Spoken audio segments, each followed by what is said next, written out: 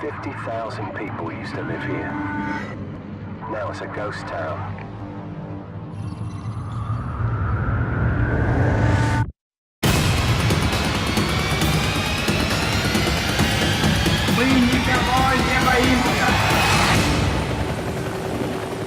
Ready up.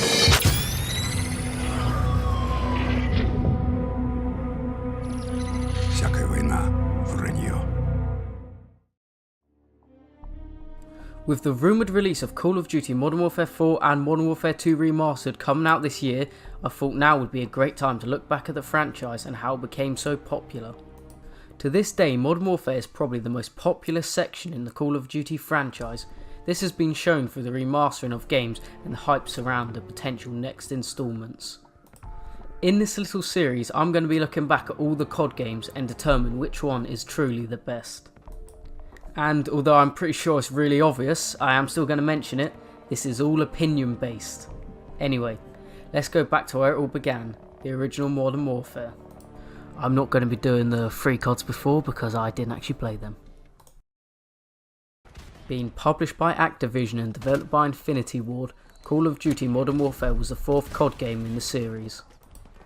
This was the first time Call of Duty wouldn't be set in the Second World War. Modern Warfare was initially released over 10 years ago in 2007 and was received extremely well by reviewers and fans alike, as they found a lot of fun in the two main modes, these being the campaign and the multiplayer. Modern Warfare's campaign is considered as one of the best in COD, let alone the Modern Warfare franchise.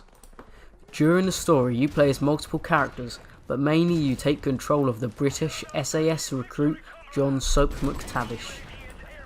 You arrive at the training area where you meet Gaz and Captain Price, the leader of the Bravo team.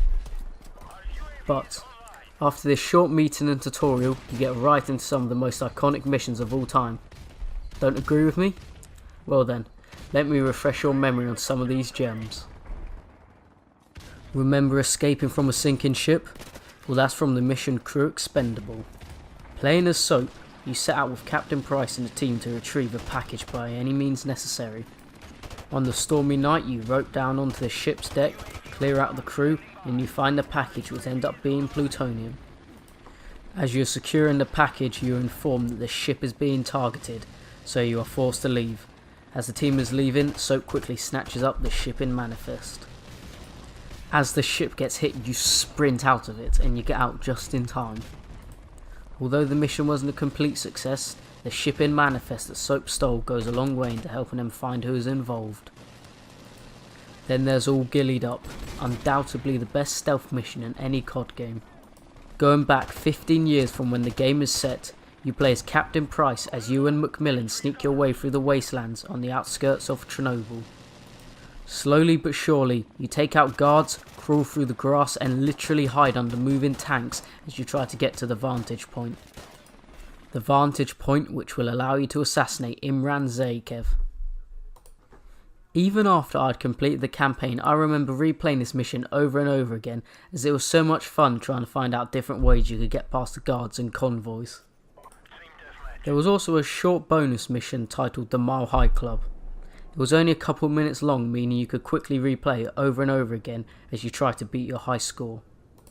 The quicker you could complete the mission, the more points you got. You could also go back through all the missions and gather all the collectibles hidden throughout the game. You had to do this to 100% the game, basically giving you a reason to explore everything and not just rush through it. Overall, Modern Warfare's campaign is probably the one which I've played the most, even fully completing it in Modern Warfare Remastered. Let me know in the comments below which COD campaign was your favourite. Moving on to multiplayer. Being the first COD game that I played online, this one is very nostalgic for me and many others, which is probably why I see it as one of the best multiplayer experiences in any of the games, even if it doesn't deserve that title. There were quite a few fairly good maps in this bunch, and they were all based off mission locations from the campaign. Every map was designed to work best in certain game modes. Overgrown was great for search and destroy, mainly if you enjoyed sniping. You could stand at either end of the bridges the second you spawn in and pick off any player who risked running across the other side. Just because sniping was good though, it didn't mean it was the only thing you could do. You could still use submachine guns or assault rifles in the close quarter combat, and if you were able to get behind the enemies, then you'd do a lot better against them with an assault rifle than their snipers. That is something which the games such as Black Ops 4 today don't do very well.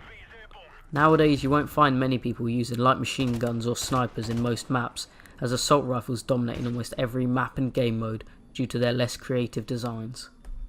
The games today have also released with less maps and have just literally been saved and put to the side for DLCs, which isn't really fair.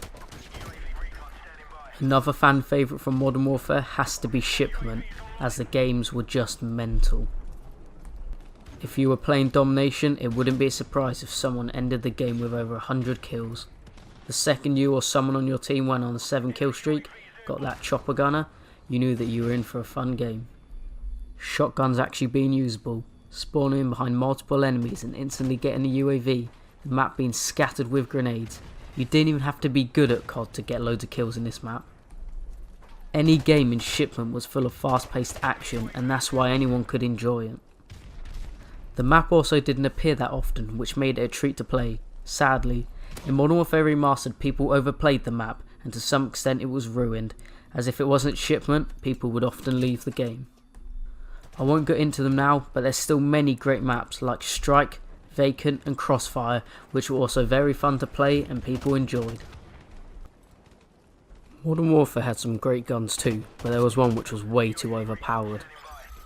The M16 was hands down the best gun in the game. If you put this in a class with the Desert Eagle as your secondary, you would dominate the match. With stopping power, from literally any distance you could one burst anyone. The rifle was extremely accurate, had loads of ammo and could penetrate any wall possible. It didn't mean that you couldn't use any other gun, but as you didn't even have to do anything to unlock it, since it was the first gun, most people used it and likely stuck to it. Like all COD games, you could create a lot of fun in custom games as well. I spent a lot of time playing Mike Myers with random people I'd never met. Finding glitch spots and claiming it wasn't cheating was some of the best memories I ever had whilst first playing COD. I remember playing Modern Warfare so much with my cousin on the Xbox 360. We would literally spend ages trying to get into modded lobbies to cheat our way to the top. Finally, after literally months spent, someone sent me a message saying they could get us into a modded game. Quickly I got my cousin online and we joined the game. The guy waited for some more people to join and then he started the modding. A message saying infecting Xbox popped up on my screen and, me being a little child, didn't understand that this was how every modder put the mods into the lobby. I began to panic and turned my Xbox off and went away. After about 20 minutes later, my cousin messaged me saying he was now prestiged. I literally missed out on millions of XP because I thought the guy was trying to hack my Xbox and find where I lived. Before I end off this video, we're going to step away from my nostalgic opinions on the game and look at how actual reviewers rated Modern Warfare. From the looks of things, it was received extremely well by almost everyone. GameSpot rated it 9 out of 10, saying the campaign was high quality, the multiplayer's progression was rewarding, but overall the campaign seemed a little short for a shooter. Eurogamer also gave the game the same score, once again praising the campaign, saying that even if you don't like the multiplayer, it was worth getting just for the single player experience alone. It also won many awards, a few of these being a BAFTA for gameplay, a Vgx Best Shooter of 2007 and a Golden Joysticks Game of the Year award. Overall, I would give Modern Warfare a solid 8 out of 10. The game was great for the time and was a big step up for the Call of Duty franchise. The first time playing through the campaign is an experience that you won't want to miss, and the feeling that you get when you prestige for the first time can't really be topped.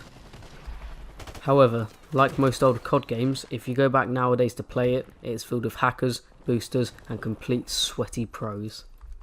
If you want to play Modern Warfare again, I would recommend you go straight to MWR, as it truly did stay true to the original. It feels the same bar to a few polished up aspects.